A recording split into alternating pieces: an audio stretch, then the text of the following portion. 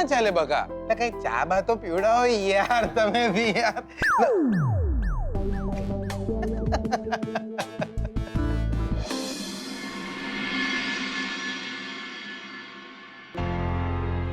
સ્વીટુ, અમારા બંને પરિવાર માટે તું કંઈક લેણું લખાવીને આવી છે. મને તું મારી બેન લાગી અને શોધનના પરિવારને બધાને વહાલી લાગી. જો દાદાજી તને દત્તક લેશે તો નાના શ્રુતિબેન, હું એટલે કે મારે તો એક દિવસ આ ઘર છોડીને ચાલ્યા જ જવાનું છે ને. હા, લગ્ન કરીને તું લંડન જઈશ ને જીગર સાથે. જો દાદાજી તને વિધિવત દત્તક લેશે ને તો તારા મામી મામા તરફથી તને કોઈ જ પ્રોબ્લેમ નહીં રહે, હે ને? સ્વીટુ, ખુશ નથી તું? હા, ના શ્રુતિબેન, ખુશ છું ને હું, બહુ જ ખુશ છું. પણ મને સતત એવું કેમ લાગ્યા કરે છે કે કંઈક તો એવી વાત છે જે તને ખુશ નથી થવા દેતી. કંઈક એવી વાત છે જે માત્ર મને ખબર નથી. સ્વીટુ, તને તારા પતિથી ડર લાગી રહ્યો છે? અરે નાના શ્રુતિબેન, એમણે મને કોઈ દિવસ તકલીફ નથી આપી. એ તકલીફ આપે એવા છે જ નહીં. છૂટાછેડાથી મોટી તકલીફ કોઈ હોય જ ના શકે.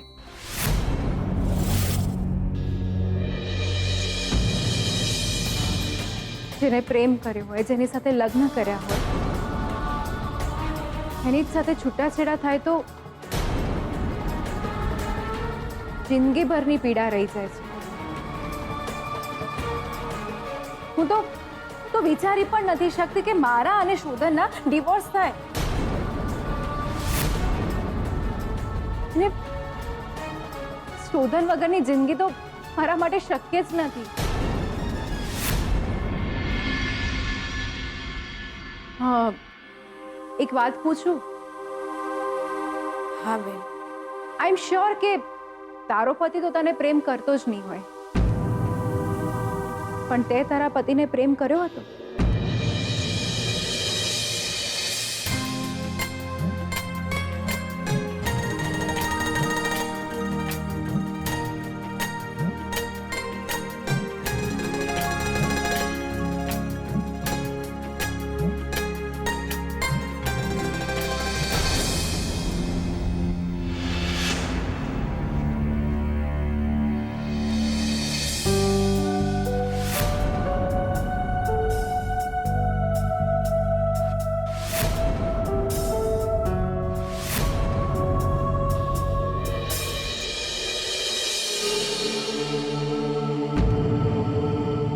ના બેન,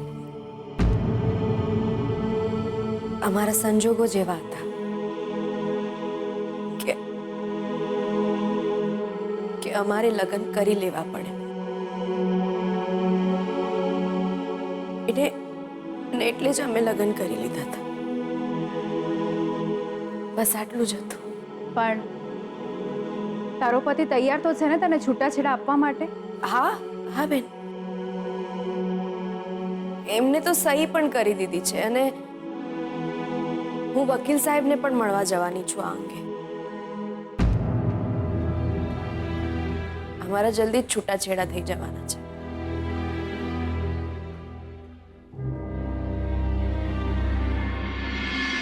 તમે લંડનમાં કેમ નહીં ઇન્વેસ્ટમેન્ટ કરતા માસી? ત્યાં છે ને બધા ધોળિયાઓ છે, આમ સોનેરી વાળ વાળા. તમને તો એકદમ ઘર જેવું જ લાગશે લંડનમાં દિયોર. You know what, Jigar? You're wasting my time. Appointment વગર તો હું મારા ઘરમાં પણ કોઈને નથી મળતી.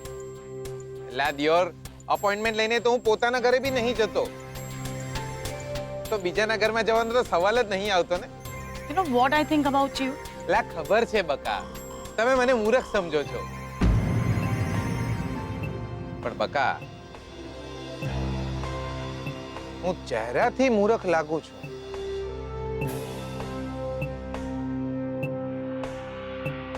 પણ છું નહીં. શું છે, લંડનમાં મૂર્ખાઓને મોટેલ ના હોય ને દિયોર? એટલે શ્રુતિ ભાભી ઈંડું ફોડીને આયા હતા, What? એટલે એમના બાપા કઈ દેખાતા નહીં ને એટલે પૂછ્યું. કૈલાશ દુબઈ ગયા છે બિઝનેસના કામથી. લા કાકા દુબઈ ગયા છે? આ તો એમને કેવું જોઈએ ને કે લંડન બી આંટો મારતા આય કોક દાડો. લંડનમાં છે ને પ્રોપર્ટીનો બિઝનેસ જબરદસ્ત છે અને આપણે પ્રોપર્ટીમાં ડીલ કરીએ છીએ. તમે કહેતા હો તો આપણે તમારી મદદ કરવા તૈયાર છીએ. અરે સિરિયસ? તમારા સન્માથી પટેલ ભાઈડો છું અને પટેલ પૈસા કમાવામાં પૈણવા કરતા વધારે સિરિયસ હોય. લંડનમાં મોટલ છે ને તમારી? હોવા તો પછી લગ્ન માટે આવી છોકરીને પસંદ કરવાનું કોઈ ખાસ કારણ? લા મેલો ને દિયોર એ બધું. તમે મને કહો, જો સિરિયસલી તમારે એને કાકાએ જો લંડનમાં બિઝનેસ કરવો હોય ને તો મને કહેજો. હા, એટલે લંડનનું ઉંદરડું છું, બધી જ ખબર છે આપણને. લંડનની પ્રોપર્ટી વિશેની બધી જ માહિતીઓ છે આપણી પાસે, બહુ ઓળખાણ છે આપણી.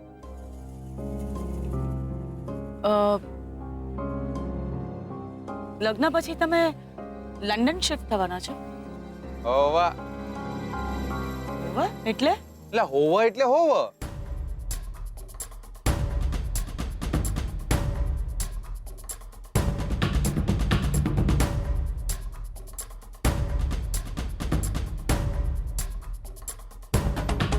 એક વાત સારી છે કે લગ્ન પછી લક્ષ્મી શ્રુતિની જિંદગીથી તો દૂર જ રહેશે અને એના માટે લક્ષ્મી અને જીગરના લગ્ન આમ જોવા જઈએ તો જરૂરી છે. હા માસી, અમારા લગ્ન થવા બહુ જરૂરી છે. તને કેવી રીતે ખબર પડી કે હું શું વિચારું છું? કીધું તું ને માસી, દેખાઉં છું નહીં.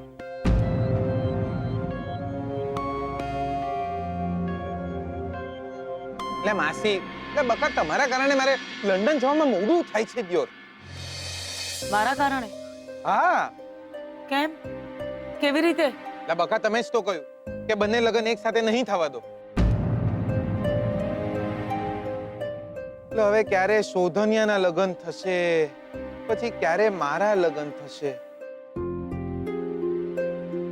ક્યારે મારા લગ્ન થશે ને ક્યારે હું સ્વીટુ જોડે લંડન જઈશ. એટલે માસી જો તમે હા પડો તો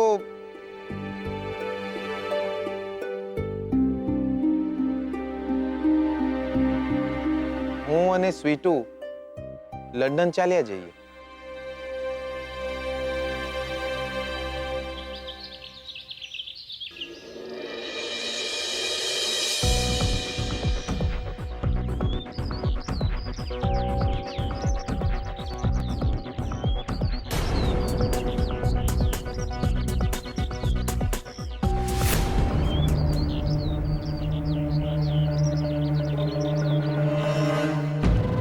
છૂટાછેડાની પ્રોસિજર ચાલુ થઈ ગઈ છે. બસ એકાદ બે અઠવાડિયામાં છૂટાછેડા થઈ જશે. છૂટાછેડા? હા.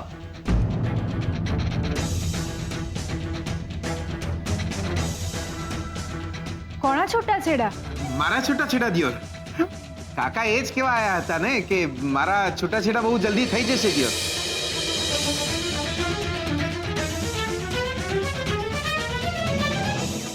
આ તો એ જ વકીલ છે જે અમે ડિનર માટે ગયા હતા ને હોટલમાં મળ્યા હતા. પણ જીગર કહેતો હતો કે આ તો એના વકીલ છે. પણ જીગરના ડિવોર્સ તો લંડનમાં થયા છે. આ જીગરના જ વકીલ હોઈ શકે. આ વકીલ તો શોધનને પણ ઓળખતા હતા. હું હમણાં શોધનને એ જ વાત કરતો હતો કે છૂટાછેડાની પ્રોસિજર ચાલુ થઈ ગઈ છે. બસ એકાદ બે અઠવાડિયામાં છૂટાછેડા થઈ જશે. આ જ વકીલ સ્વીટુના છૂટાછેડાનો કેસ લડી રહ્યા. તો આમને તો જરૂર ખબર હશે કે સ્વીટુનો પતિ કોણ છે. હવે તો હું જાણીને જ રહીશ કે સ્વીટુનો પતિ કોણ છે. નક્કી સ્વીટુના છૂટાછેડાની જ વાત ચાલી રહી છે. પણ જો સ્વીટુ હશે તો આમને મળાશે ને કઈ વાત પણ નહીં થાય. આમને હું પછી મળીશ અને જાણીને જ રહીશ કે સ્વીટુનો પતિ કોણ છે.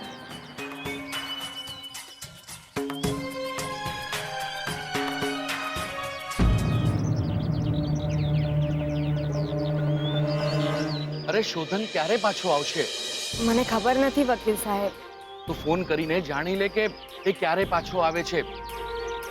જો એક વાતનું ધ્યાન રાખજે કે કેસમાં જો હાજર રહેવાની તારીખ પડી ને તો તારે અને શોધને બંને કોર્ટમાં હાજર રહેવું પડશે. વકીલ સાહેબ, અમારા છૂટાછેડા તો થઈ જશે ને? અરે હા, થઈ જશે, પણ કોર્ટની હાજરીને દિવસે જો શોધન હાજર ના રહ્યો ને તો કેસ પાછો ઠેલાશે અને છૂટાછેડા નહીં થાય. વકીલ સાહેબ, લગ્નની તારીખ નક્કી થઈ ગઈ છે. છૂટાછેડા થવા બહુ જ જરૂરી છે. તું એક કામ કર, શોધન સાથે તું વાત કર અને એને જલ્દીથી જલ્દી બોલાવી લે. ઠીક છે વકીલ સાહેબ, હું એમની સાથે વાત કરી લઉં છું. જો લક્ષ્મી, હું તને ડરાવતો નથી, પણ એક વાત યાદ રાખજે, જો તમારા છૂટાછેડા ન થયા ને તો શોધનના અને તારા બંનેના લગ્ન અટકી જશે.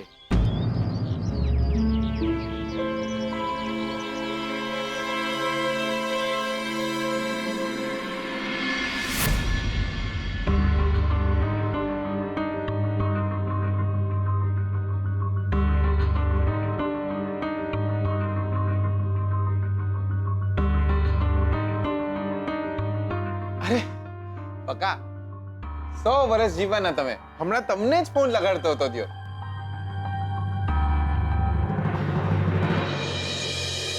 ના સાંભળો, હું શ્રુતિ ભાભીના મમ્મીને પટ્ટી પડાઈને આવ્યો છું. હા, હવે બે લગ્નની વાતે આડા નહીં ફાટે દિયોર. મેં એમને કહી દીધું છે, દિયોર તમારે જો લંડનમાં બિઝનેસ કરવો હોય ને તો હું તમને મદદ કરવા તૈયાર છું. કોણીએ ગોળ લગાવીને આવ્યો છું, જોરદાર. લગ્ન તો ત્યારે થશે જ્યારે અમારા છૂટાછેડા થશે. હું હમણાં જ વકીલ સાહેબને મળીને આવી. એમણે મને કહ્યું કે કોર્ટમાં તારીખ આવે એટલે અમારે કોર્ટમાં હાજરી આપવી પડશે. એ તો એમ જ હોય ને બકા. મારા બી ડિવોર્સ થયા છે, મને ના ખબર હોય. પણ એ ગામમાં છે નહીં ને, બારગામ ગયા છે અને મને ખબર નથી કે ક્યારે પાછા આવવાના છે. એ અહીંયા નહીં હોય અને કોર્ટની તારીખ આવી ગઈ તો? શોધનીય ના હોય તો લોચા પડી જશે દિયોર. યાર ડિવોર્સ મોડા થશે અને બકા લગનની તારીખ તો પાકી થઈ જાય છે દિયોર. તમે એક કામ કરો ને મારું, તમે એમને ફોન લગાડો.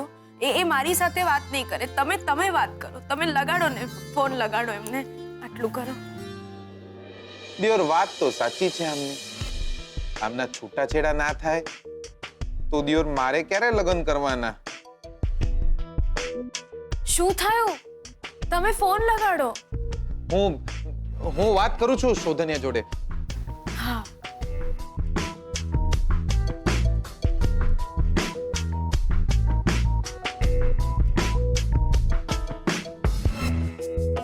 હેલો શોધનિયા. લા દિયોર ક્યાં છે તું બકા? અમને તો ભૂલી જ ગયો ને દિયોર. લા બકા, બિઝનેસ તો અમે બી કર્યો છે. લંડનમાં લખોટી નહોતો રમતો. લા આટલા બધા દાડા હોય, પાછો આવી જા દિયોર. ઠીક છે. લા બકા, મારી વાત સાંભળ. વકીલ કાકાએ કીધું છે કે કોર્ટમાં જ્યારે તારીખ પડે ત્યારે તારે હાજર રહેવું પડશે. એટલે તારા ડિવોર્સ મોડા થશે અને હા બકા, તારીખ પડશે ત્યારે મને વકીલ કાકા કહેશે જ. અને મને જેવા કહેશે હું તને જણાવી દઈશ.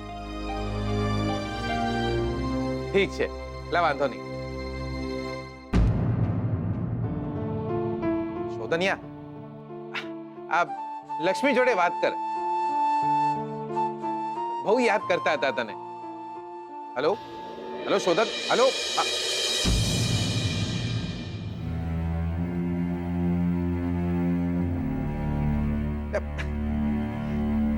ફોન કપાઈ ગયો દિયોર. એટલે કહું છું તમને આજકાલ નેટવર્કના એટલા લોચા છે ને દિયોર કે કપાઈ નથી ગયો, એમણે ફોન મૂકી દીધો.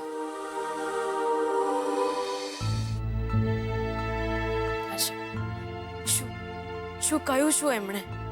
શોધને કીધું કે કોર્ટની તારીખ પડશે એટલે અહીંયા આવી જશે. અને બીજું શું કહ્યું? અને એમ કહ્યું કે નફરત પણ દિલથી કરે છે. આખી જિંદગી માટે. છૂટાછેડાના પેપર્સ તમે મને આપીને ગયા હતા. એ પેપર્સ મારે સહી કરીને વકીલ પાસે પહોંચાડવાના હતા, પણ હું ના પહોંચાડી શકી. ખબર નહીં કેમ ના પહોંચાડી શકી. એવું થતું તું જાણે કોઈ પાપ કરી રહ્યો. મારા શ્વાસ કપાતો એવું લાગતું હતું મને. તમારો ઇયરિંગ મળ્યો હતો, આપવા આવ્યો તો ઇયરિંગ, પણ ખબર નહોતી મને કે તમારા બીજા ઘરેણા પણ ક્યાંક પડી ગયા છે.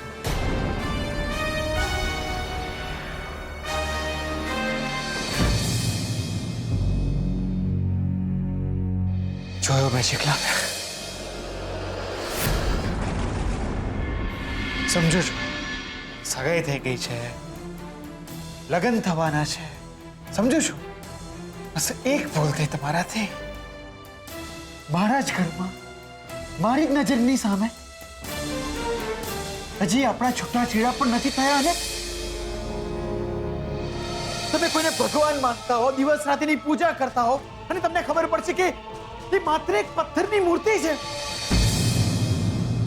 પણ હવે બસ હું માત્ર તમને નફરત કરું છું.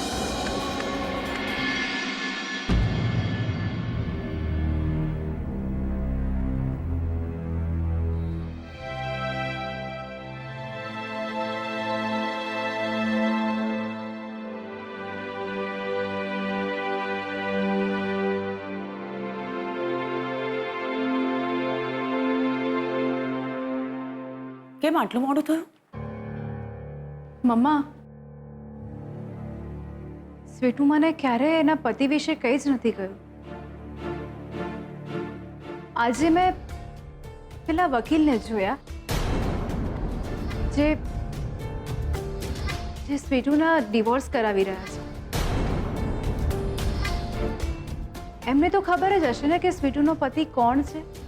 હા, બસ સ્વીટુના છૂટાછેડા હવે જલ્દી થઈ જાય તો સારું.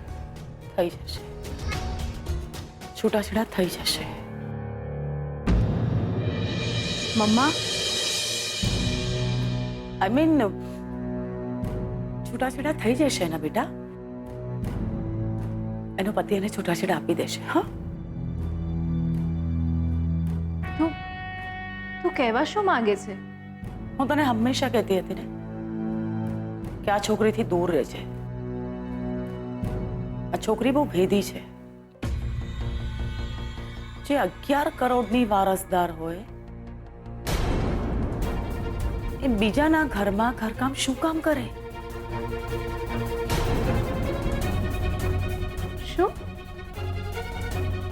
સ્વીટુ 11 કરોડની વારસદાર છે? છે નહીં, હતી. મમ્મા, એટલે જ હું તને હંમેશા કહેતી હતી કે તું આ છોકરીથી દૂર રહેજે.